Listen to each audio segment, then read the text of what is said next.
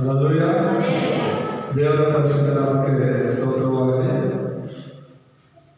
ಇದುವರೆಗೂ ನಾವು ದೇವರನ್ನ ಹಾಡಿ ದೇವರನ್ನ ಆರಾಧನೆ ಮಾಡಿದ್ದೇವೆ. ಆರಾಧನೆ ಮೂಲಕ ಖಂಡಿತವಾಗಲೂ ಕೂಡ ದೇವರ ನಾಮ ಮಹಿಮೆ ಹೊಂದಿದೆ. ಸೊ ಈಗ ದೇವರ ವಾಕ್ಯವನ್ನು ನಾವು ಕೇಳೋಣ. ಕಳೆದ ವಾರ ನಾವು ಕೇಳಿದಂಥ ವಾಕ್ಯ ನೆನಪಿದೆಯಾ? ಜೋರಾಗಿ ಯಾವ್ದ್ರ ಬಗ್ಗೆ?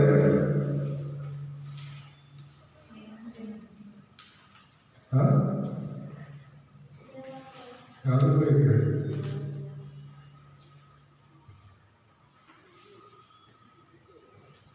ಯೇಸುವಿನ ಹೆಸರು. ಹಲ್ಲೆಲೂಯಾ. ಎಷ್ಟು ಮಟ್ಟಿಗೆ ವಾಕ್ಯ ಕೇಳ್ತಾರೆ ಅಂತ ನೋಡಿ. ನಾನು ಹೇಳ್ತಿರೋದು ಮೆಸೇಜ್ ಎಲ್ಲ ನೀವು ಏನೇನು ಅರ್ಥ ಮಾಡ್ಕೊಂಡಿದ್ರೆ ಅಂತ ಕೇಳ್ತಿಲ್ಲ, ಬರೀ ಅಂಶ ಕೇಳ್ತಿದ್ದೀನಿ. ಗೊತ್ತಿಲ್ಲ ಯಾವನ್ನೆಲ್ಲ ಆಗಿದ್ದೀರ ಅಂತ. 4 ನೆಲದಲ್ಲಿ ಒಳ್ಳೆ ನೆಲವಾಗಿರಬೇಕು ಅಂತ ಬೈಬಲ್ ಹೇಳುತ್ತೆ. ಹಾಗೆ ನಾವು 50, 60, 100 ಕಾಲ ವಾಕ್ಯ ನಮ್ಮಲ್ಲಿ ಇಲ್ಲ ಅಂದರೆ ಕಷ್ಟ, ನೆನಪಿಲ್ಲ ಅಂದರೆ ಕಷ್ಟ. ಅದನ್ನೇ ಜೆಸಿಕ ಪ್ರಾರ್ಥನೆ ಮಾಡೋದು ಹೇಳ್ತಾ ಇತ್ತು, ವಾಕ್ಯ ಮುದ್ರೆ ಆಗಬೇಕು ಅಂತ. ಮುದ್ರೆ ಅಂದರೆ ನೆನಪಲ್ಲಿ ಇಟ್ಕೋಬೇಕು ಯಾವಾಗಲೂ ಅಂತ. ಹಲ್ಲೆಲೂಯಾ. ಇವತ್ತಿನ ವಾಕ್ಯ ಭಾಗ ಯೋಹಾನ ಸುವಾರ್ತೆ 19ನೇ ಅಧ್ಯಾಯ 28ರಿಂದ 30ನೇ ವಚನವನ್ನು ನಾವೀಗಾಗಲೇ ಓದ್ಕೊಂಡ್ವಿ. ಅದರಲ್ಲಿ 30ನೇ ವಚನ ತುಂಬ ಸ್ಪಷ್ಟವಾಗಿ ಹೇಳುವಂಥ ವಿಷಯ, ಯೇಸು ಆ ಹುಳಿರಸವನ್ನು ತಕ್ಕೊಂಡ ಮೇಲೆ ತೀರಿತು ಎಂದು ಹೇಳಿ ತಲೆಬಾಗಿಸಿ ಆತ್ಮವನ್ನು ಒಪ್ಪಿಸಿಕೊಟ್ಟರು ಅಂತ. ಎಲ್ಲರೂ ಗಮನ ಕೊಟ್ಟು ಕೇಳಿ ಏನಂತ ಹೇಳ್ತಿದ್ದಾರೆ? ಏನಂತ? ತೀರಿತು ಅಂತ. ಏನಂತ? ತೀರಿತು ಅಂದರೆ ಏನು? ಯಾವುದೇ ಒಂದು ಕೆಲಸ ಮಾಡಿ ಮುಗಿಸೋದು, ಅದ್ಯಾವುದು ಬಾಕಿ ಇರೋದಿಲ್ಲ. ಒಂದು ವೇಳೆ ಒಂದು ಕೆಲಸ ಇನ್ನೂ ಸ್ವಲ್ಪ ಬಾಕಿ ಇದೆ ಅಂತ ಹೇಳಿದ್ರೆ ಅದು ತೀರಿತು ಅಂತ ಹೇಳೋಕ್ಕಾಗೋದಿಲ್ಲ ಅಲ್ವಾ? ಇನ್ನೂ ಬಾಕಿ ಉಳ್ಕೊಂಡಿದೆ, ಇನ್ನೂ ಸ್ವಲ್ಪ ಕೆಲಸ ಉಳ್ಕೊಂಡಿದೆ ಅಂತ ಹೇಳ್ತೀವಿ. ಆದರೆ ಯೇಸು ಕ್ರಿಸ್ತನು ಸಿಲುಬೆಯಲ್ಲಿ ಸಾಯುವಾಗ ತನ್ನ ಪ್ರಾಣ ಬಿಡುವುದಕ್ಕೆ ಇನ್ನೇನು ಕೆಲವೇ ಕೆಲವು ಕ್ಷಣಗಳಿದೆ ಅಂದಾಗ ಆತ ಹೇಳಿದಂಥ ಮಾತು. ಸಿಲುಬೆಯಲ್ಲಿ ಎಷ್ಟು ಮಾತಾಡಿದ್ದಾರೆ? ಎಷ್ಟು ಮಾತು? 7 ಅಲ್ಲ, 7 ಮಾತು. ಎಷ್ಟು ಮಾತು? 7 ಮಾತು. ಯೇಸು ಸ್ವಾಮಿ ಸಾಯ ಮುಂಚೆ ಸಿಲುಬೆಯಲ್ಲಿ 7 ಮಾತನಾಡಿದರೆ ಅದು ನಾವು ಯಾವಾಗಲೂ ಗುಡ್ ಫ್ರೈಡೆ ದಿನ ಧ್ಯಾನ ಮಾಡ್ತಾ ಇದ್ದೀವಿ. ಈ ಮಾತು 6ನೇ ಮಾತು. ಯೇಸು ಸ್ವಾಮಿ ಸಾಯಕ್ಕೆ ಮೊದಲು 6ನೇ ಮಾತಿದು ತೀರಿತು ಅಂತ ಹೇಳಿ ಕೊನೆಯದಾಗಿ ತಂದೆ ಇವರನ್ನು ಆತ್ಮನಿಗೆ ಒಪ್ಪಿಸ್ಕೊಡ್ತೀನಿ ಅಂತ ಹೇಳ್ಬಿಟ್ಟು ಆತ್ಮ ಒಪ್ಪಿಸ್ಕೊಟ್ಟು ಆತ್ಮ ಪ್ರಾಣ ಬಿಡ್ತಾರೆ. ಸೊ ಎಲ್ಲವನ್ನ ಮಾಡಿ ಮುಗಿಸಿರೋದನ್ನು ನಾವಿಲ್ಲಿ ನೋಡ್ತೇವೆ. ಏನನ್ನ ಮಾಡಿದ್ದಾರೆ, ಏನನ್ನ ಮುಗಿಸಿದ್ದಾರೆ, ಏನು ತೀರಿತು ಅಂತ ಹೇಳ್ತಿದ್ದಾರೆ. ಯೇಸು ಸ್ವಾಮಿ ಯಾವ ಕೆಲಸವನ್ನು ಮಾಡಿ ಬಂದಿದ್ರು ಅಂತ ಹೇಳಿ ನಾವಿವತ್ತು ನೋಡೋಣ. ಇವತ್ತಿನ ಅಂಶ ತೀರಿತು. ಯೋಹಾನ ಸುವಾರ್ತೆ 19ನೇ ಅಧ್ಯಾಯ 25ರಿಂದ 30ನೇ ವಚನವನ್ನು ನಾವು ನೋಡ್ತೇವೆ. ಪರಿಚಯದಲ್ಲಿ ಏನೋ ಸ್ವಲ್ಪ ಕಡಿಮೆ ಮಾಡಿದ್ರು.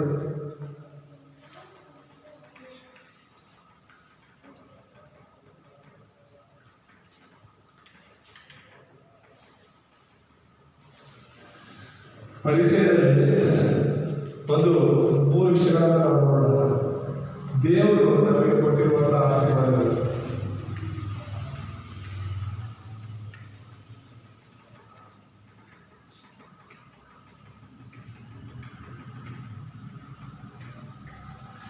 ದೇವರು ನಮಗೆ ಕೊಟ್ಟಿರುವಂತಹ ಆಶೀರ್ವಾದಗಳು ಒಂದು 3 ಆಶೀರ್ವಾದಗಳ ಬಗ್ಗೆ ನಾವು ನೋಡ್ತಾ ಇದ್ದೇವೆ.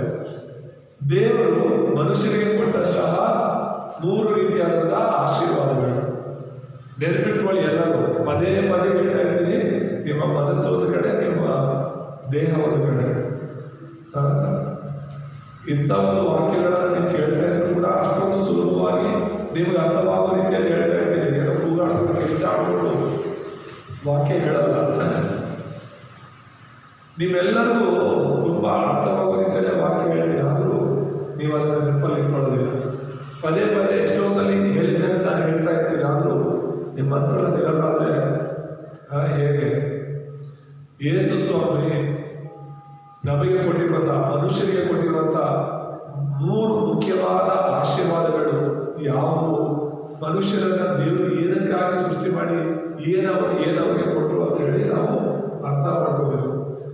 ಮೊದಲನೇ ಆಶೀರ್ವಾದ ಏನಂದ್ರೆ ಜೊತೆ ಇರುವಂಥ ಆಶೀರ್ವಾದ. ಇದು ನಿಮಗೆಲ್ಲ ಆಶೀರ್ವಾದವಾಗ ಇದೆಯೋ ಇಲ್ವೋ ಅನ್ನೋದು ಗೊತ್ತಿಲ್ಲ. ದೇವರ ಜೊತೆ ಇರೋದು ಎಷ್ಟೊಂದು ದೊಡ್ಡ ಆಶೀರ್ವಾದ ಅಲ್ವಾ? ನಿಮ್ಗೆ ಯಾರಿಗಾದ್ರು ಆಶೀರ್ವಾದವಾಗಿಲ್ವಾ?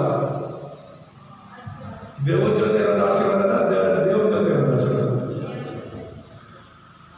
ದೇವರು ನಮ್ಮನ್ನು ಸೃಷ್ಟಿ ಮಾಡಿ ಆತನ ಜೊತೆ ಇರಬೇಕು ಅಂತ, ದೇವರ ಜೊತೆ ಇರಬೇಕು ಅಂತಾನೆ ದೇವರು ನಮ್ಮನ್ನು ಸೃಷ್ಟಿ ಮಾಡಿದ್ದು.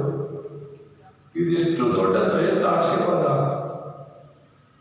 ಇದಕ್ಕೆ ನಾವು ರಕ್ಷಣಾ ಮಾರ್ಗದಲ್ಲಿ ಹೇಳುವಾಗ ಹೇಳ್ತೀವಲ್ಲ, ಮೀನು ಎಲ್ಲಿದ್ರೆ ಅದು ಸಂತೋಷವಾಗಿರುತ್ತೆ, ನೀರೊಳಗೆ ಇದ್ರೆ ಅದು ಸಂತೋಷವಾಗಿ ಮತ್ತೆ ಜೀವಂತವಾಗಿರುತ್ತೆ. ನೀರಿಲ್ಲ ಅಂದ್ರೆ ಮೀನು ಸತ್ತೋಗುತ್ತೆ.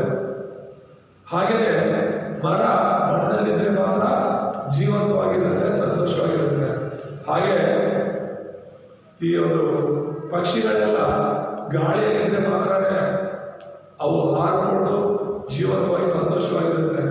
ಮನುಷ್ಯ ದೇವ್ರ ಜೊತೆ ಇದ್ರೆ ಮಾತ್ರನೇ ಅವನು ಜೀವಂತವಾಗಿರ್ತಾನೆ. ದೇವರು ಇಲ್ಲ ಅಂದ್ರೆ ಅವನು ಸತ್ತೋಗ್ತಾನೆ, ಮತ್ತೆ ಸಂತೋಷವಾಗಿರೋದಕ್ಕಾಗೋದೇ ಇಲ್ಲ. ದೇವರಿಂದ ದೂರ ಆಗಿರೋರು ಯಾರು ಕೂಡ ಸಂತೋಷವಾಗಿರೋದಕ್ಕೆ ಸಾಧ್ಯ ಇಲ್ಲ. ಅರ್ಥ ಆಗಿದೆಯಾ? ಸೊ ಅದಕ್ಕೋಸ್ಕರನೇ ದೇವರು ನಮಗೆ ಈ ಆಶೀರ್ವಾದವನ್ನು ಕೊಟ್ಟಿರುವುದಾಗಿ ನಾವು ನೋಡ್ತೇವೆ.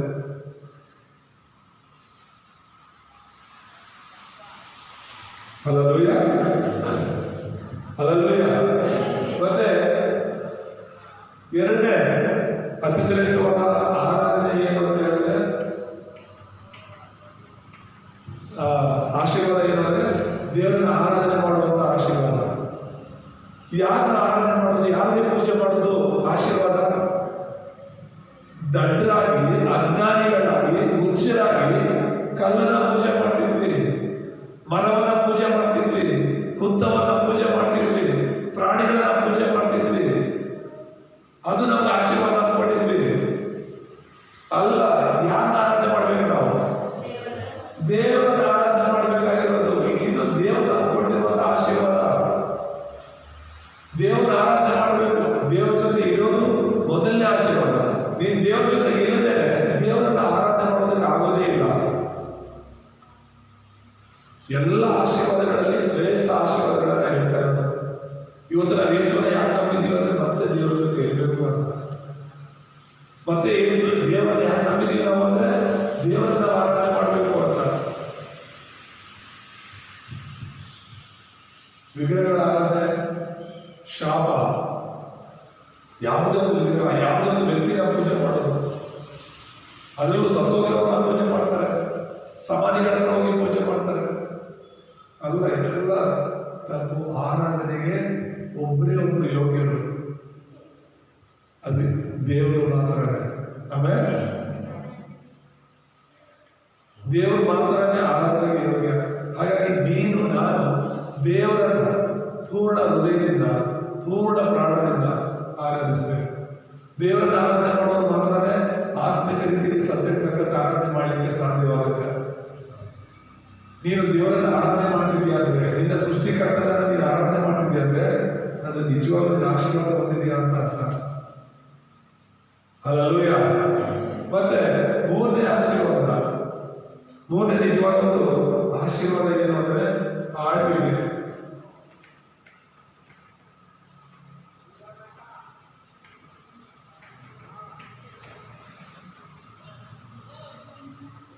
ದೇವರು ಮನುಷ್ಯರನ್ನ ಸೃಷ್ಟಿ ಮಾಡಿದ್ಮೇಲೆ ದೇವರ ಜೊತೆ ಇರಬೇಕು ಅಂತ ಆಶೀರ್ವದಿಸ್ತ, ಮತ್ತೆ ದೇವರನ್ನೇ ಆರಾಧಿಸಬೇಕು ಅಂತ ಸೃಷ್ಟಿ ಮಾಡ್ದ.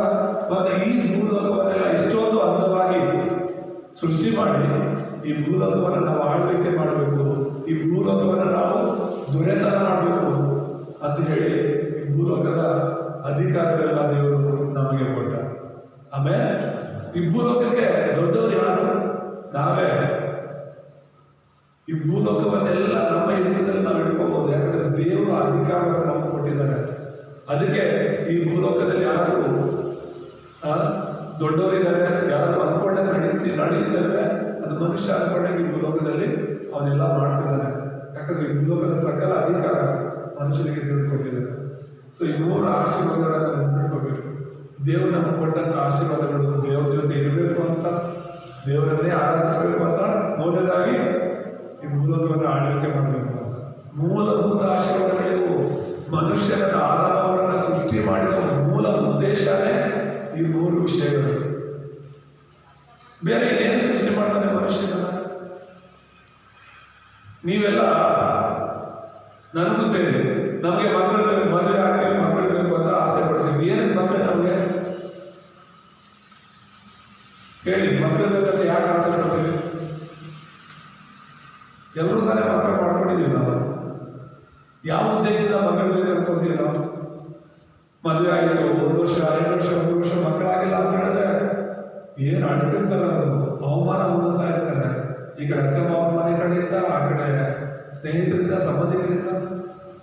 ಇನ್ನೂ ಮಕ್ಕಳಿಲ್ವ, ಇನ್ನೂ ಮಕ್ಕಳಿಗೆ ಆಗಿಲ್ವ? ಎಷ್ಟೋ ಜನ ಆತ್ಮಹತ್ಯೆ ಮಾಡ್ಕೊಂಡು ಸತ್ತಿರೋರು ಇದ್ದಾರೆ ಅವಮಾನಕ್ಕೆ. ಏನು ಬೇಕು ನಮಗೆ ಮಕ್ಕಳು ಹೇಳಿ? ಏನು ಬೇಕು ಮಕ್ಕಳು? ಗೊತ್ತಿಲ್ಲದೆ ಮಾಡ್ಕೊಂಡ್ಬಿಟ್ರೆ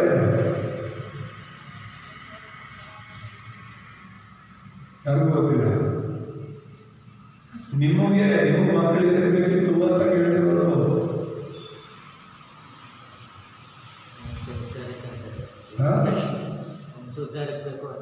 ವಂಶೋದ್ಧಾರಣೆ, ಒಂದು ವಂಶ ಉದಾಹರಣೆ. ಆಮೇಲೆ ಅದು ನಿಜ ತಾನೆ. ವಂಶೋದ್ಧಾರ ಅಂದ್ರೆ ಏನು?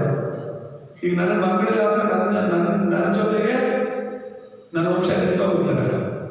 ಈಗ ನಮ್ಮ ಅಪ್ಪನಿಗೆ ನಾನು ಹುಟ್ಟಿಲ್ಲ ಅಂದ್ರೆ ನಾನು ಒಬ್ಬನೇ ಮಗ, ನಮ್ಮ ಅಪ್ಪನಿಗೆ ಇಬ್ಬರಿದ್ವಿ, ಒಬ್ಬ ಸತ್ವದ. ಈಗ ನಮ್ಮ ಅಪ್ಪನ ತೀರೋದು, ನಾನಿಲ್ಲ ಅಂದ್ರೆ ಇವತ್ತು ನಮ್ಮ ಅಪ್ಪನ ಹೆಸರು ಹೇಳ್ಕೊಳ್ಳೋದು ನನಗೆ ಇರ್ತಿರ್ಲಿಲ್ಲ ಅಲ್ವಾ?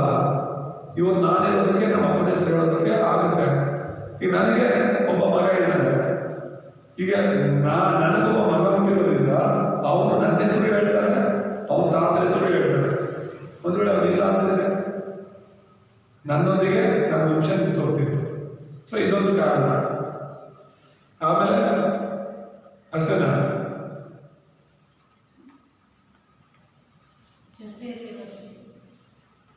ಜೊತೆ ಆಸೆ ಇಲ್ವಾ? ಮಕ್ಕಳು ಅಂತ ಹೇಳಿದ್ರೆ ಇವಾಗ ನಮ್ಮ ಮಕ್ಕಳು ಆಗಿಲ್ಲ ಅಂದ್ರೆ ನಾಳೆ ಬೆಳಗ್ಗೆ ನಮ್ಮ ವಯಸ್ಸಾದಾಗ ಯಾರು ನೋಡ್ಕೋತಾರೆ ನಮ್ಮನ್ನ? ನಮ್ಮ ಜೊತೆ ಯಾರು ಇರ್ತಾರೆ? ಈಗಲೂ ನಮ್ಮ ಜೊತೆ ಬೇಕು. ವಯಸ್ಸಾದಾಗಲೂ ನಮ್ಮ ಕೈಲಿ ಆಗಲ್ಲ, ದುಡಿಯೋಕ್ಕಾಗಲ್ಲ, ಯಾವ ಕೆಲಸನೂ ಮಾಡೋಕ್ಕಾಗಲ್ಲ, ನೋಡ್ಕೊಳ್ಳೋದು ಯಾರಿರ್ತಾರೆ? ಖಂಡಿತ ನಮಗೆ ಮಕ್ಕಳ ಅವಶ್ಯಕತೆ ಇದೆ. ಬೇರೆ ಯಾರು ಕೂಡ ನಮ್ಮನ್ನ ಮಕ್ಕಳ ಥರ ನೋಡ್ಕೊಳ್ಳೋದಕ್ಕೆ ಆಗೋದಿಲ್ಲ. ಸೊ ಜೊತೆ ಇರೋದಕ್ಕೆ ಮಕ್ಕಳು ಬೇಕು. ಮೈನ್ ಉದ್ದೇಶ ಅದೇ ತಾನೆ, ಜೊತೆ ಇರೋದಕ್ಕೆ ಮಕ್ಕಳು ಬೇಕು.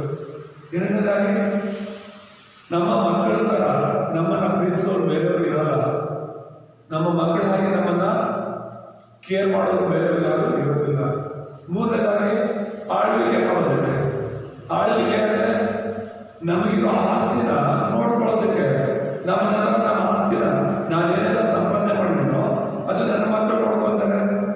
ಅದೆಲ್ಲದರ ಮೇಲೆ ಅಧಿಕಾರ ನನ್ನ ಮಕ್ಕಳಿಗೆ ಇರುತ್ತೆ. ಹೌದಾ ಅಲ್ವಾ? ಹೌದಾ ಅಲ್ವಾ? ಅದನ್ನಾದ್ರೂ ಹೇಳಿ ಬಾಯ್ಬಿಟ್ಟು. ಹೌದಾ ಅಲ್ವಾ? ನಮ್ಮ ಮಕ್ಕಳಿಗೆ ನಮಗಿರೋ ಆಸ್ತಿ ಮೇಲೆ ಅಧಿಕಾರ ಇರುತ್ತೆ. ನಮ್ಮ ನಂತರ ಅವರೇ ನೋಡ್ಕೋಬೇಕು. ಸೊ ಹೇಳ್ತಿರೋದು, ದೇವರು ಯಾವ ಉದ್ದೇಶದಿಂದ ನಮ್ಮನ್ನ ಸೃಷ್ಟಿ ಮಾಡಿದ್ರು ಅದೇ ಉದ್ದೇಶನೇ ನಮಗೂ ಇದೆ. ಅದೇ ಉದ್ದೇಶದಿಂದ ನಾವು ಮಕ್ಕಳು ಮಾಡ್ಕೊತಿದ್ದೀವಿ. ಒಂದು ವೇಳೆ ನಾವು ಮಕ್ಕಳನ್ನ ಆಡ್ಕೊಂಡು ಆ ಮಕ್ಕಳು ನಮ್ಮ ಜೊತೆ ಇಲ್ಲ ಅಂದ್ರೆ, ನಮ್ಮಿಂದ ದೂರ ಹೋಗ್ಬಿಟ್ರೆ, ನಮ್ಮನ್ನ ವಿರೋಧ ಮಾಡ್ಕೊಂಡು ಹೋದ್ರೆ, ನಮ್ಮ ಜೊತೆ ಜಗಳ ಆಡ್ಕೊಂಡು ಹೋದ್ರೆ, ನಾವು ಅಂದ ಹಾಗೆ ಅವ್ರ ಜೀವನ ಮಾಡ್ತಿಲ್ಲ, ನಮ್ಮ ಮಾತು ವಿರುದ್ಧವಾಗಿ ಅವ್ರು ನಡ್ಕೊತಿದ್ದಾರೆ, ನಮ್ಮ ಜೊತೆಯಿಂದ ಅವರು ದೂರ ಹೋಗ್ಬಿಟ್ಟು ನಮ್ಮ ಸಂಬಂಧ ಮುಟ್ಕೊಂಡು ಹೋಗಿದ್ದಾರೆ ಅಂದ್ರೆ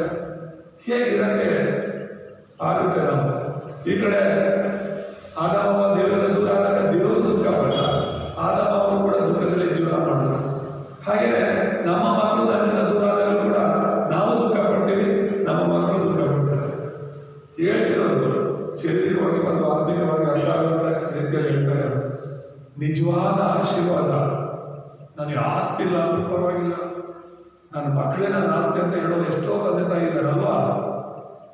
ಹೌದಾ? ನನ್ನ ಮಕ್ಕಳೇ ನನಗೆ ಆಸ್ತಿ. ದೇವ್ರಿಗೆ ಬೇರೆ ಏನು ಬೇಡ, ನೀನು ದೇವ್ರ ಜೊತೆ ಇರೋದು ಬೇಕು. ಎಲ್ಲವೂ ದೇವ್ರದೇ. ದೇವ್ರು ನಾವು ಕೊಡೋಕೆ ಏನಿಲ್ಲ. ಈ ದೇಹ ಕೂಡ ದೇವ್ರದೇ. ದೇವರೇ ಈ ದೇಹ ಮಾಡಿದ್ದು. ನಮ್ಮಲ್ಲಿರೋ ಜೀವ, ಆ ಉಸಿರು ದೇವರೇ ಕೊಟ್ಟಿದ್ದು. ನಮ್ಮಲ್ಲಿರೋ ಆತ್ಮ ದೇವರೇ ಕೊಟ್ಟಿದ್ದು. ನಂದು ಅಂತ ನಮ್ಮಲ್ಲಿ ಏನೂ ಇಲ್ಲ. ನಂದು ಅಂತ ನಂದೇನು ಇಲ್ಲ, ಎಲ್ಲ ದೇವರಿಂದ ಬಂದಿರೋದೆ.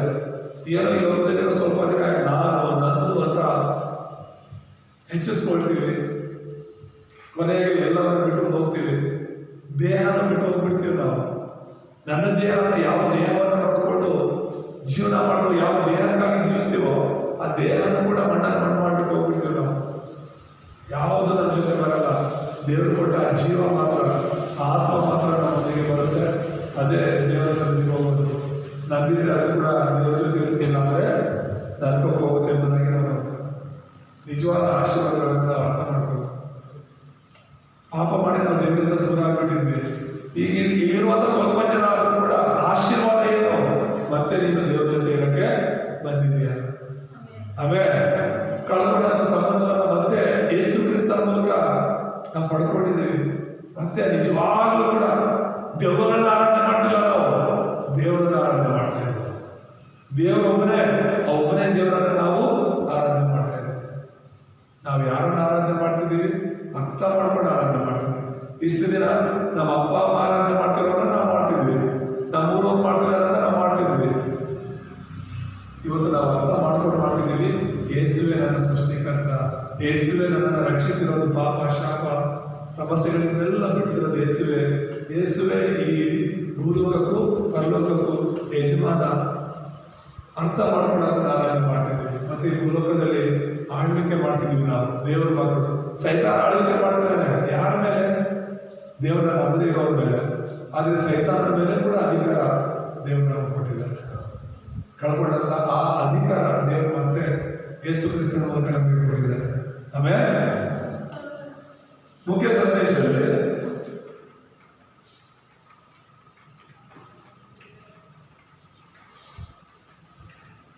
ಮೂರು ವಿಷಯಗಳನ್ನ ನಾವು ನೋಡೋಣ. ಮನುಷ್ಯನ ಮೂಲಭೂತ ಸಮಸ್ಯೆಗಳು. ಮೊದಲನೇದಾಗಿ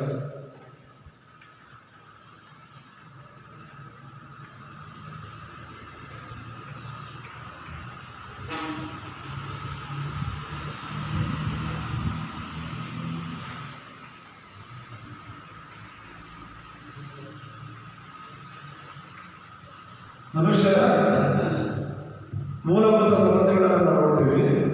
ಮೂರು ಮೂಲಭೂತವಾದಂತಹ ಸಮಸ್ಯೆಗಳು. ಮೊದಲನೇದು ಪಾಪ ಎಂಬುದಾಗಿ ನಾವು ನೋಡ್ತೇವೆ. ರೋಮಪುರ 3ನೇ ಅಧ್ಯಾಯ 23ನೇ ವಚನ. ಎರಡನೇದು ಸೈತಾನ ಎಂಬುದಾಗಿ ನಾವು ನೋಡ್ತೇವೆ. ಇದು ಯೋಹಾನ ಸುವಾರ್ತೆ 8:46. ಮೂರನೇದಾಗಿ ನರಕದ ಎಂಬುದಾಗಿ ನಾವು ನೋಡ್ತೇವೆ. ನರಕ ಅನ್ನೋದು ನಮ್ಮ ಸಮಸ್ಯೆ ಆಗಿದೆ ಅಂತ. ಇದು ಲೂಕ 14:19-30. ಅರ್ಥ ಮಾಡ್ಕೊಳ್ಳಿ. ನಿನ್ನ ನನ್ನ ನಿಜವಾದ ಸಮಸ್ಯೆಗಳೇನು? ಬಡತನ ನಿಜವಾದ ಸಮಸ್ಯೆ ಅಲ್ಲ, ಅನಾರೋಗ್ಯ ನಿಜವಾದ ಸಮಸ್ಯೆ ಅಲ್ಲ. ಇವತ್ತು ಆರೋಗ್ಯ ಇಲ್ಲ ಅಂದ್ರೆ ನಾಳೆ ನಾವು ಆರೋಗ್ಯವಾಗಿರ್ತೀವಿ. ಇವತ್ತು ಬಡತನ ಇದೆ ಅಂದ್ರೆ ನಾಳೆ ಶ್ರೀಮಂತರಾಗಿರ್ತೀವಿ. ಇದ್ದ ಹಾಗೆ ನಾವೇನು ಇರಲ್ಲ, ಸಮಸ್ಯೆಗಳನ್ನು ಇದ್ದ ಹಾಗೆ ಇರಲ್ಲ. ಆದರೆ ನಾವಾಗಿ ನಾವು ಸಮಸ್ಯೆಗಳಿಂದ ಹೊರಗಡೆ ಬರಕ್ಕಾಗದೇ ಇರೋದು, ನಾವಾಗಿ ನಾವು ಜಯಿಸಕ್ಕಾಗದೇ ಇರೋದು ಏನು ಅಂದ್ರೆ ಈ ಮೂರು ಸಮಸ್ಯೆ. ಯೇಸು ಕ್ರಿಸ್ತನು ಏನಕ್ಕೆ ಲೋಕಕ್ಕೆ ಬಂದ್ರು, ಏನನ್ನ ಆತನು ತೀರಿಸಿದ್ದಾರೆ ಅನ್ನೋದನ್ನ ನಾನು ಹೇಳ್ತಿರೋದು ವಿವರವಾಗಿ. ದೇವರ ಜೊತೆ ಇದ್ದು ದೇವರನ್ನ ಆರಾಧನೆ ಮಾಡ್ತಾ ಈ ಲೋಕವನ್ನು ಆಳ್ವಿಕೆ ಮಾಡಬೇಕಾಗಿರುತ್ತೆ. ನಾವು ಪಾಪ ಮಾಡಿ ದೇವರು ತಿನ್ನಬೇಡ ಅಂತ ಹೇಳಿರುವಂತ ಹಣ್ಣನ್ನು ತಿಂದು ನಾವು ದೇವರಿಂದ ದೂರ ಹಾಗಾಗಿ ಮಕ್ಕಳ ರೋಮಪುರ 23 ಹೇಳುತ್ತೆ, ಎಲ್ಲರೂ ಪಾಪ ಮಾಡಿ ದೇವರ ಮಹಿಮೆಯನ್ನು ಹೊಂದದೆ ಹೋಗಿದ್ದಾರೆ. ಎಲ್ಲರೂ ನೀತಿವಂತರು ಇಲ್ಲ, ಒಬ್ಬನಾದರೂ ಇಲ್ಲ, ಎಲ್ಲರೂ ಪಾಪಿಗಳೇ. ಸೈತಾನ ಬಗ್ಗೆ ನಾವು 8:44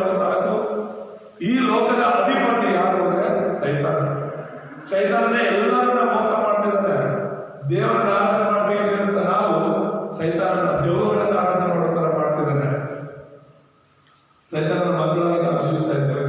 ಮೂರನೇದಾಗಿ ಈ ಲೋಕದಲ್ಲಿ ಸೈತಾನ ಪಾಪ ಮಾಡ್ತಿದ್ದೀವಿ, ಪಾಪ ಮಾಡಿರೋದ್ರಿಂದ ಸೈತಾನ ಮಕ್ಕಳಾಗ್ತಾ ಇದ್ದೀವಿ, ಸೈತಾನ ಮಕ್ಕಳಾಗಿ ಜೀವಿಸ್ತಾ ಇದ್ದೀವಿ. ಸತ್ತ ಮೇಲೆ ನರಕಕ್ಕೆ ಹೋಗ್ತಾ ಇದ್ದೀವಿ. ಈ ಭೂಲೋಕದಲ್ಲಿ ನಮಗೆ ನರಕದ ಜೀವನ ಆಗಿದೆ ಅಂತ ಹೇಳಿದ್ರೆ ಯೇಸುನ ನಂಬದೇ ಇದೆ ಇನ್ನೊಂದು ನರಕ. ಈ ಲೋಕದಲ್ಲಿ ಇರುವಂತ ನರಕ ಆದ್ರೂ ಸ್ವಲ್ಪ ದಿನ ನನ್ನ ಜೀವನ ನರಕ ಆಗಿದೆ ಅಂತ ಅನೇಕ ಹೇಳೋದು. ಆಮೇಲೆ ಅವ್ರ ಜೀವನ ಸರಿ ಹೋಗ್ಬೋದು ಸ್ವಲ್ಪ ದಿನಕ್ಕೆ, ಸ್ವಲ್ಪ ವರ್ಷಕ್ಕೆ. ಆದ್ರೆ ನಿಜವಾದ ನರಕಕ್ಕೆ ಅಂತ ಹೋದ್ರೆ ಅಲ್ಲಿಂದ ಹೊರಗಡೆ ಬರೋದಕ್ಕೆ ಸಾಧ್ಯ ಇಲ್ಲ. ಹಾಗಾಗಿ ಎಂದಿಗೂ ಮನುಷ್ಯನಾಗಿ ಮನುಷ್ಯನ ಹೊರಗಡೆ ಬರಲಿಕ್ಕೆ ಆಗದೇ ಇರುವಂತಹ ಸಮಸ್ಯೆಗಳಿವು. ಪಾಪ, ಸೈತಾನ ಮತ್ತು ನರಕ. ಹೇಳಿ, ಈ ಮೂರು ಸಮಸ್ಯೆಗಳು, ಈ ಮೂರು ಆಶೀರ್ವಾದಗಳು ಯಾವ್ಯಾವುದು? ದೇವರ ಜೊತೆ ಇರೋದು, ದೇವರನ್ನ ಆರಾಧನೆ ಮಾಡೋದು, ಮತ್ತೆ ಈ ಲೋಕವನ್ನ ಆಳ್ವಿಕೆ ಮಾಡೋದು. ಸಮಸ್ಯೆಗಳೇನು? ತುಂಬಾ ಸುಲಭ. ಮೂರು ಸಮಸ್ಯೆಗಳು, ಮನುಷ್ಯರ ಮೂರು ಸಮಸ್ಯೆಗಳು. ಈ ಮೂರನ್ನ ನೆನಪಿಟ್ಕೊಳ್ಬೇಕು. ಮೊದಲನೇದು ಪಾಪ.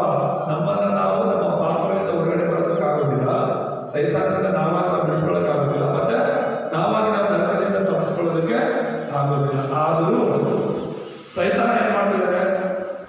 ಮನುಷ್ಯರ ಮೂಲಕ ಸಮಸ್ಯೆಗಳನ್ನು ಪರಿಹರಿಸಲಿಕ್ಕೆ ಪ್ರಯತ್ನಿಸುವಂತೆ ಮಾಡ್ತಾ ಇದ್ದಾರೆ. ಹಾಗಾಗಿ ಎರಡನೇದಾಗಿ ಈ ಸಮಸ್ಯೆಗಳಿಂದ ಹೊರಬರಲು ಮನುಷ್ಯನ ಪ್ರಯತ್ನಗಳನ್ನು ನಾವು ನೋಡ್ತಾ ಇದ್ದೇವೆ.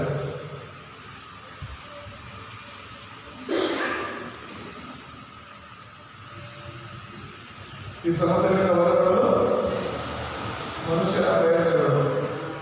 ಯೆಶಾಯ 64:6 ಮತ್ತೆ ಎಫೆಸರ್ 2:9 ವಚನಗಳನ್ನು ನಾವು ನೋಡುವಾಗ ಇವು ಮನುಷ್ಯರ ಪ್ರಯತ್ನಗಳೆಂಬುದಾಗಿ ನಾವು ಮಾಡ್ತೇವೆ. ಪಾಪ, ಸೈತಾನ ನರಕದಿಂದ ಹೊರಗಡೆ ಬರೋದಕ್ಕೆ ಅನ್ಯ ಜನರು ಭೂಲೋಕದಲ್ಲಿರೋರು ಪ್ರಯತ್ನ ಮಾಡ್ತಿದ್ದಾರೆ. ನಿಮ್ಮೆಲ್ಲರಿಗೂ ಗೊತ್ತು ಅವರ ಪ್ರಯತ್ನಗಳೇನು? ಮೊದಲನೇದಾಗಿ ಒಳ್ಳೆಯ ಕೆಲಸಗಳು.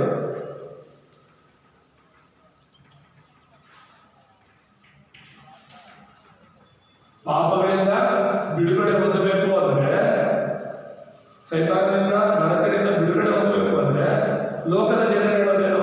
ನಾವು ಒಳ್ಳೆಯವರಾಗಿರ್ಬೇಕು, ಒಳ್ಳೆ ಕೆಲಸ ಮಾಡಬೇಕು. ಒಳ್ಳೆ ಕೆಲಸ ಅಂದ್ರೇನು?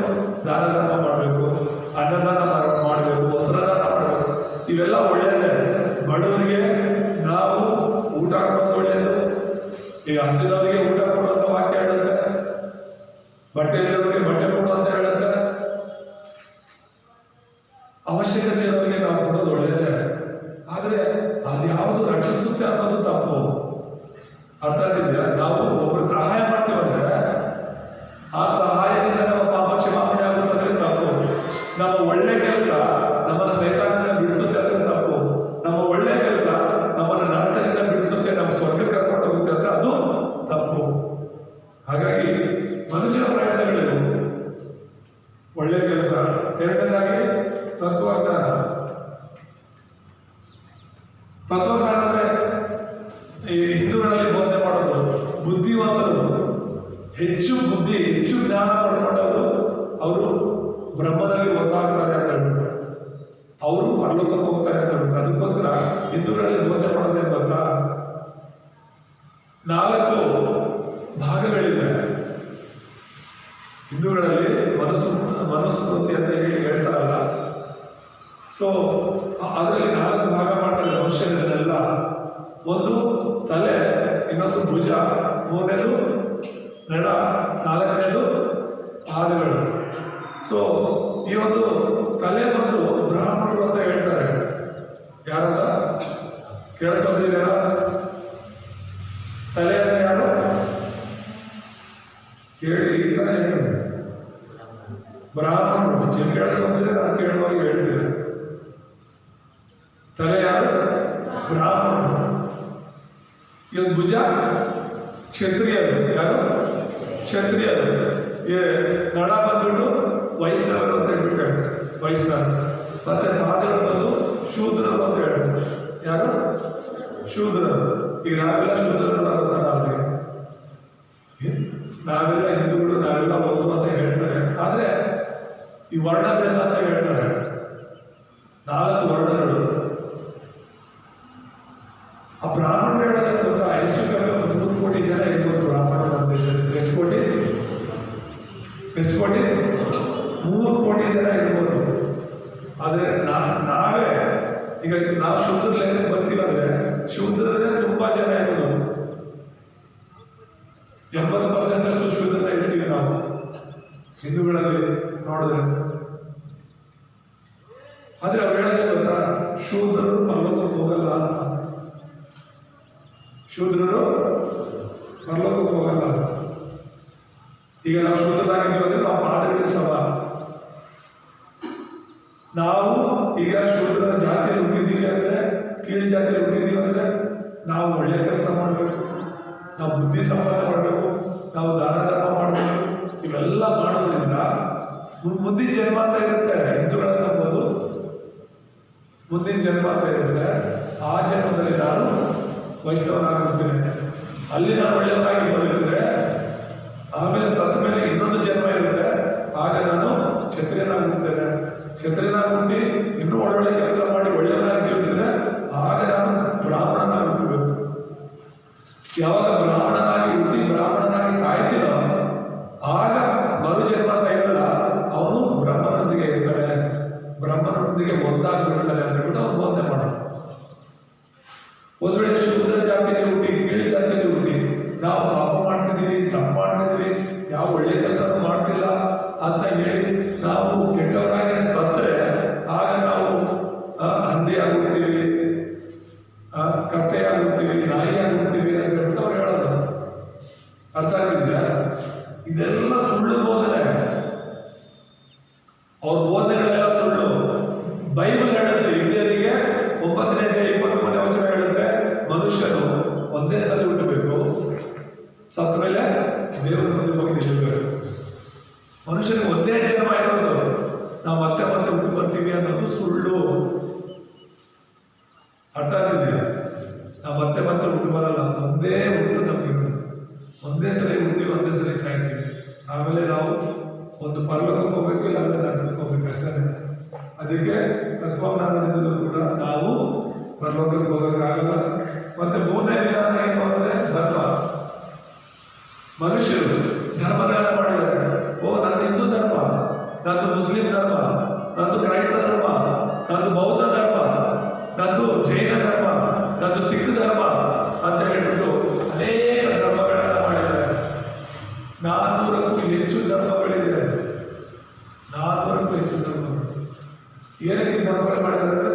ಈಗ ಹಿಂದೂಗಳು ಬುದ್ಧ ಗೊತ್ತಾ ನಿಮಗೆ? ಗೌತಮ ಬುದ್ಧ ಗೊತ್ತಾ? ಬುದ್ಧನ ಬಗ್ಗೆ ಕೇಳಿದ್ದೀರ? ಆ ಬುದ್ಧ ಯಾರು? ಹಿಂದೂ ಆಗಿದ್ದ. ಹಿಂದೂಗಳ ಪದ್ಧತಿಗಳು ಸರಿ ಇಲ್ಲ ಅಂತ ಹೇಳಿ ಆ ಬುದ್ಧ ಏನ್ ಮಾಡ್ದ? ಹಿಂದುತ್ವವನ್ನು ಬಿಟ್ಟು ಹೊರಗಡೆ ಹೋದ. ಅವನು ಧ್ಯಾನ ಮಾಡೋದ್ರ ಮೂಲಕ ಜ್ಞಾನ ಸಿಕ್ತು ನನಗೆ, ಅಂತ ಜ್ಞಾನೋದಯ ಆಯ್ತು ಅಂತ ಹೇಳ್ಬಿಟ್ಟು ಅದರ ಮೂಲಕ ಅವರೇನ್ ಮಾಡಿದ್ರು ಅಂತ ಹೇಳಿದ್ರೆ ಒಂದು ಹೊಸ ಧರ್ಮ ಕಟ್ಟಿದ್ರು. ಬುದ್ಧನನ್ನ ಹಿಂಬಾಲಿಸಿದವರೆಲ್ಲ ಅವರ ಹೆಸರು ಗೌತಮ. ಸೊ ಗೌತಮನನ್ನ ಬುದ್ಧ ಅಂತ ಕರಿತಿದ್ರು. ಆ ಬುದ್ಧನನ್ನ ಹಿಂಬಾಲಿಸೋರಿಗೆ ಬೌದ್ಧರು ಅಂತ ಹೇಳಿ ಕರೀತಾ ಇದ್ರು. ಅದಾಗಿನೇ ಬೌದ್ಧ ಧರ್ಮ ಅಂತ ಮಾತಾಡೋದು. ಈಗ ಅನೇಕ ಜನರು ಬೌದ್ಧ ಧರ್ಮಕ್ಕೆ ಸೇರ್ಪಡೆ ಆಗ್ತಿದ್ದಾರೆ. ಪ್ರಪಂಚದಲ್ಲಿ ತುಂಬಾ ವೇಗವಾಗಿ ಬೆಳೀತಿರೋ ಧರ್ಮ ಬೌದ್ಧ ಧರ್ಮ. ಬೇರೆ ಬೇರೆ ದೇಶದಲ್ಲೂ ಕೂಡ ಬೆಳೀತಾ ಇದೆ. ನಾನು ಹೇಳ್ತಿರೋದು, ಜೈನರು ಯಾರು?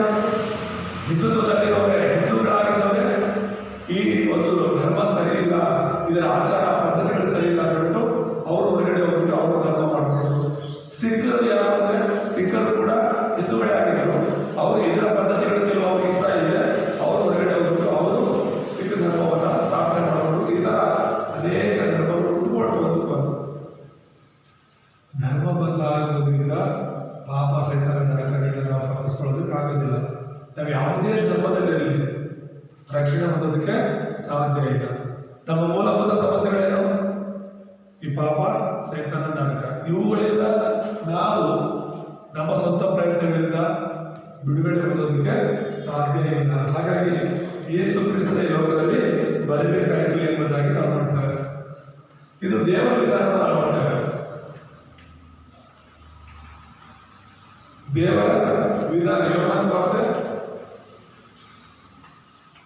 3:16. ಈಗ ಇದು ಮನುಷ್ಯರ ವಿಧಾನ ನೋಡಿದ್ವಿ, ಸಮಸ್ಯೆಗಳು ನೋಡಿದ್ವಿ, ಈಗ ಮನುಷ್ಯರ ವಿಧಾನ ನೋಡಿದ್ವಿ. ಆದ್ರೆ ದೇವರ ವಿಧಾನ ಏನು ಅಂದ್ರೆ ಯೇಸು ಕ್ರಿಸ್ತನು. ಯೋಹಾನ ಸುವಾರ್ತೆ 3:16 ದೇವರು ಲೋಕದ ಮೇಲೆ ಎಷ್ಟೋ ಪ್ರೀತಿಯಿಟ್ಟು ತನ್ನ ಒಬ್ಬನೇ ಮಗನನ್ನು ಕೊಟ್ಟನು, ಆತನನ್ನು ನಂಬುವವನು ಒಬ್ಬನಾದರೂ ನಾಶವಾಗದೆ ಎಲ್ಲರೂ ನಿತ್ಯ ಜೀವವನ್ನು ಪಡೆಯಬೇಕೆಂದು ಆತನನ್ನು ಕೊಟ್ಟನೆಂಬುದಾಗಿ ವಾಕ್ಯ ಹೇಳುತ್ತೆ. ಇದು ದೇವರ ವಿಧಾನ.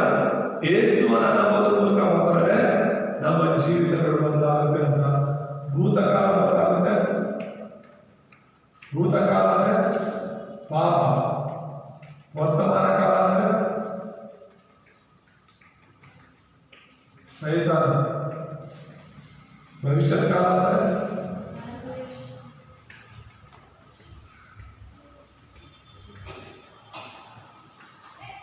ನರಕ. ಸೊ ಇಲ್ಲಿ ಎಫೆಸರ್ ಪತ್ರಿಕೆಯಲ್ಲಿ ನಾವು ನೋಡುವಾಗ ಈಗ ಮಾರ್ಕ 10:45 ಹಾಗೇನೆ ಎಫೆಸಿ 2ನೇ ಅಧ್ಯಾಯ 1ನೇ ವಚನದಲ್ಲಿ ನಾವು ನೋಡಬಹುದು. ಇದು ವರ್ತಮಾನ ಕಾಲದ ಸಮಸ್ಯೆ ಮತ್ತು ಸೈತಾನ, ಆ ಸೈತಾನದ ಕಾರ್ಯಗಳನ್ನು ಯೇಸು ಸ್ವಾಮಿ ಲಯ ಮಾಡಬಹುದಾಗಿ 1 ಯೋಹಾನ 3:8 ನಾವು ನೋಡ್ತೇವೆ. ಹಾಗೇನೆ ಎಫೆಸಿ 2:7 ನಾವು ನೋಡ್ತೇವೆ. ಮತ್ತೆ ಮೂರನೇದಾಗಿ ಭವಿಷ್ಯತ್ ಕಾಲದ ಸಮಸ್ಯೆ ಬಂದಿದ್ದು ನರಕ. ಯೋಹಾನ ಸುವಾರ್ತೆ 14:6, ಎಫೆಸಿ 2:7 ಇದನ್ನ ಅರ್ಥ ಮಾಡ್ಕೊಳ್ಳಿ. ಭೂತಕಾಲ, ವರ್ತಮಾನ ಕಾಲ, ಭವಿಷ್ಯತ್ ಕಾಲ ಅಂತ ಹೇಳ್ತಾರೆ. ಏನೋ ಕೇಳಿದ್ರೆ ಸ್ಕೂಲಲ್ಲಿ past, present, future. Past problem ಏನು? ಭೂತಕಾಲದ ಸಮಸ್ಯೆ ಏನಂತ ಅಂದ್ರೆ ಪಾಪ. ನಾವೆಲ್ಲರೂ ಪಾಪಗಳಾಗಿದ್ದೀವಿ. ಈಗ ನಾವು ಹುಟ್ಟಕ್ಕೆ ಮುಂಚೆ ಪಾಪಗಳಾಗಿಟ್ಟಿದ್ದೀವಿ. ಅರ್ಥ ಆಗಿದೆ? ನಾವು ಹುಟ್ಟಕ್ಕೆ ಮುಂಚೆ ಪಾಪಗಳಾಗಿದ್ದೀವಿ ಅನ್ನೋದು ನಮ್ಮ ಭೂತಕಾಲ. ವರ್ತಮಾನ ಕಾಲ ಅಂದ್ರೆ ಈಗ ನಾವು ಹುಟ್ಟಿದ್ದೀವಿ, ಈಗ ನಾವು ಜೀವಿಸ್ತಿದ್ದೀವಲ್ಲ, ಈಗಿನ ಸಮಸ್ಯೆ ಏನು ಅಂದ್ರೆ ಸೈತಾನ. ಎಫೆಸಿ 2:7 ಹೇಳುವಾಗೆ ವಾಯುಮಂಡಲದಲ್ಲಿ ಅಧಿಕಾರ ನಡೆಸುವಂತ ಈ ಸೈತಾನನಿಗೆ ನಾವು ಒಳಗಾಗಿದ್ದೀವಿ. ಸೈತಾನ ನಮ್ಮ ಜೀವನದಲ್ಲಿ ಆಳ್ವಿಕೆ ಮಾಡ್ತಿದ್ದಾನೆ ಅನ್ನೋದು 2ನೇ ಸಮಸ್ಯೆ.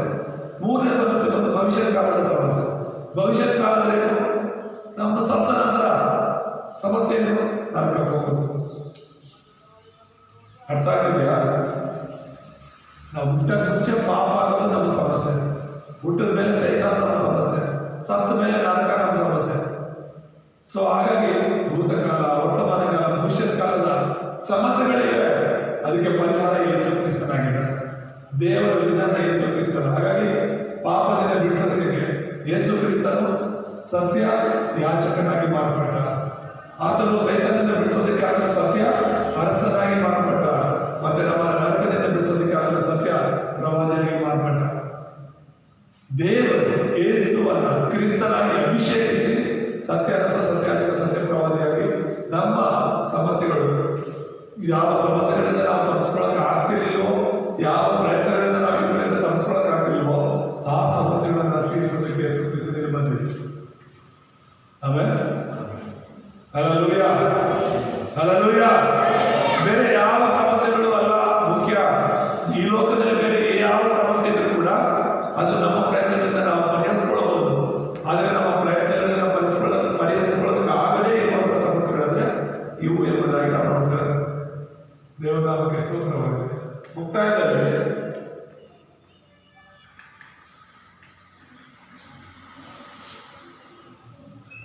ತೀರಿತು ಎಂಬುದಾಗಿ ನಾವು ನೋಡ್ತೇವೆ. ಯೋಹಾನ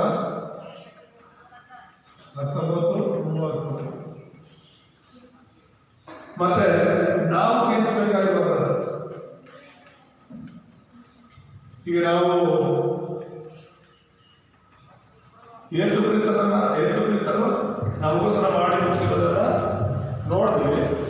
ಆದ್ರೆ ಈಗ ನಾವು ತೀರಿಸೋ ಕೆಲಸ ಇದೆ. ಇದು ತೀರಿದೆ, ಆದ್ರೆ ಇದು ತೀರಿಸೋದಿದೆ ಬಾಕಿ. ನಾವು ಮಾಡ್ಬೇಕು. ಯೇಸು ಮಾಡ್ಬೇಕಾದ್ರನ್ನ ಮಾಡಿ ಮುಗಿಸಿದ್ದಾರೆ, ನಾವು ಮಾಡ್ಬೇಕಾದ್ದು ಬಾಕಿ ಇದೆ. ಯೇಸು ಎಲ್ಲ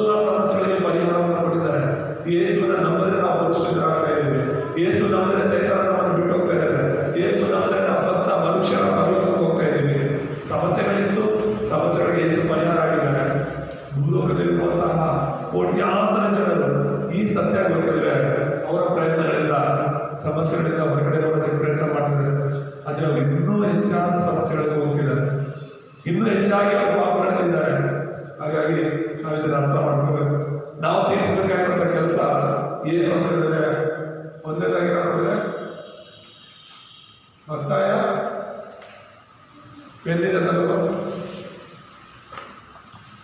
ಒತ್ತಾಯ 28-18 ನಾವು ನೋಡುವಾಗ ಯೇಸು ಸ್ವಾಮಿ ಹೇಳಿದ್ದಾರೆ ಶಿಷ್ಯರನ್ನಾಗಿ ಮಾಡಬೇಕು.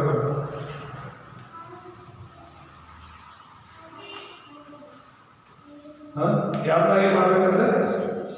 ಶಿಷ್ಯರನ್ನಾಗಿ ನಾವು ಮಾಡಬೇಕೆಂಬುದಾಗಿ ನೋಡ್ತಾ ಇದ್ದೇವೆ. ಎರಡನೇದಾಗಿ ನಾವು ತೀರಿಸಬೇಕಾಗಿರುವಂತಹ ಕೆಲಸ ಏನು ಅಂತ ಹೇಳಿ ನಾವು ನೋಡುವಾಗ ಮಾರ್ಗ 15-20 ವಾಸಿ ಮಾಡೋದು. ಜನರನ್ನ ನಾವು ಗುಣಪಡಿಸಬೇಕು, ವಾಸಿ ಮಾಡಬೇಕೆಂಬುದಾಗಿ ಹೇಳ್ತಾರೆ. ಮೂರನೇ ಕೆಲಸ ನಾವು ತೀರಿಸಬೇಕಾಗಿರೋದು ಯೋಹಾನ ಸುವಾರ್ತೆ 21-15 ನಾವು ನೋಡುವಾಗ ಪೋಷಿಸೋದು. ಪೋಷಿಸೋದು ಯಾರಿಗೆ? ಸಂತತಿಗೆ ನಾವು ಪೋಷಿಸಬೇಕು. ಮುಂದಿನ ಸಂತತಿಯನ್ನು ನಾವು ಸಿದ್ಧಪಡಿಸಬೇಕು.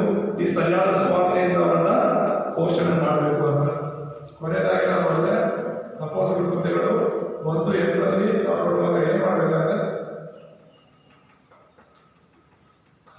ನಾವು ಸಾಕ್ಷಿಗಳಾಗಿರಬೇಕು. ಎಲ್ಲಿವರೆಗೂ? ಲೋಕದ ಕಟ್ಟ ಕಡೆಯವರೆಗೂ ನಾವು ದೇವರಿಗೆ ಸಾಕ್ಷಿಗಳಾಗಿರಬೇಕು. ಹಲ್ಲೆಲೂಯ. ಈಗ ಯೇಸು ಸ್ವಾಮಿ ಹೇಳಿರುವಂಥ ಕೆಲಸಗಳಿವು. ಇಲ್ಲಿರುವಂಥದ್ದು ನಾವು ಯೇಸು ಮಾಡಿರುವಂಥ ಕೆಲಸ. ಕೊನೆಗೆ ಮುಕ್ತಾಯದಲ್ಲಿ ನಾವು ಮಾಡಬೇಕಾಗಿರುವಂಥ ಕೆಲಸ. ನಾವು ಮಾಡಬೇಕಾಗಿರುವಂಥದ್ದು ಶಿಷ್ಯರನ್ನು ತಯಾರು ಮಾಡಬೇಕು. ನಾವು ಮಾಡಬೇಕಾಗಿರೋದು ಜನರನ್ನ ಗುಣಪಡಿಸಬೇಕು. ನಾವು ಮಾಡಬೇಕಾಗಿರುವಂಥದ್ದು ಮಕ್ಕಳಿಗೆ ಸತ್ಯ ಸುವಾರ್ತೆಯಲ್ಲಿ ಪೋಷಣೆ ಮಾಡಬೇಕು. ಕೊನೆಯದಾಗಿ ಭೂಲೋಕದ ಕಟ್ಟ ಕಡೆಯಲ್ಲಿ ಹೋಗಿ ನಾವು ಸುವಾರ್ತೆ ಸಾರುವವರಾಗಿರಬೇಕು. ಆಮೇಲೆ ಈ ವಾಕ್ಯದಿಂದ ದೇವರು ನಮ್ಮೆಲ್ಲರನ್ನ ಆಶೀರ್ವಾದ ಮಾಡಿ ಪ್ರಾರ್ಥನೆ ಮಾಡಿಕೊಳ್ಳೋಣ. ನಮ್ಮನ್ನು ಬಹಳವಾಗಿ ಪ್ರೀತಿಸುವಂತ ನಮ್ಮ ತಂದೆಯಾದ ದೇವರೇ, ನಿಮ್ಮ ಪರಿಶುದ್ಧ ನಾಮ ಸ್ತೋತ್ರವಾಗಲಿ. ಸಮಯದಲ್ಲಿ ನಮ್ಮನ್ನು ತಗ್ಗಿಸಿಕೊಳ್ತೇವೆ. ನಿಮ್ಮ ನಾಮ ನೆಚ್ಚಿದ್ದೇವೆ. ಇಲ್ಲಿ ಕೂಡಿ ಬಂದು ನಿಮ್ಮ ವಾಕ್ಯವನ್ನು ಕೇಳಿದಂಥ ಎಲ್ಲ ನಿಮ್ಮ ಮಕ್ಕಳನ್ನು ಆಶೀರ್ವದಿಸಿ. ಯೂಟ್ಯೂಬ್ ಮೂಲಕ ನಿಮ್ಮ ವಾಕ್ಯವನ್ನು ಕೇಳ್ತಿರುವಂಥವನ್ನು ಆಶೀರ್ವದಿಸಿ. ನೀವು ನಮ್ಮ ಜೀವನದಲ್ಲಿ ನಮ್ಮಲ್ಲಿ ಇದ್ದಂಥ ಎಲ್ಲ ಸಮಸ್ಯೆಗಳಿಗೆ ಪರಿಹಾರ ಆಗಿ ಅಪ್ಪ ದೇವರೇ ನಮಗೆ ಒಂದು ಬಿಡುಗಡೆ ಕೊಟ್ಟಿರೋದಕ್ಕಾಗಿ ಸ್ತೋತ್ರ ಮಾಡ್ತೇವೆ. ಎಲ್ಲವನ್ನ ಮಾಡಿ ಮುಗಿಸಿರುವುದಕ್ಕಾಗಿ ಸ್ತೋತ್ರ. ನೀವು ಮಾಡಿ ಮುಗಿಸಿರುವಂಥ ಕಾರ್ಯವನ್ನು ನಾವು ಲೋಕದ ಕಟ್ಟ ಕಡೆಯವರೆಗೂ ಸಾರಲು ಕೃಪೆ ತೋರಿಸಬೇಕಂತ ನಾವು ಪ್ರಾರ್ಥಿಸ್ತೇವೆ. ಹಾಗೆ ಮಾಡಿದ್ದಕ್ಕಾಗಿ ಸ್ತೋತ್ರ. ಸ್ತುತಿಗೆ ಮಾನವೀಯ ಮೇಲೆ ನಿಮಗೆ ಕ್ರಿಸ್ತನಾದ ಯೇಸುವಿನ ನಾಮದಲ್ಲಿ ಪ್ರಾರ್ಥಿಸಿ ಬಿಡುತ್ತೇವೆ. ಆಮೆನ್. ಹಲ್ಲೆಲೂಯಾ.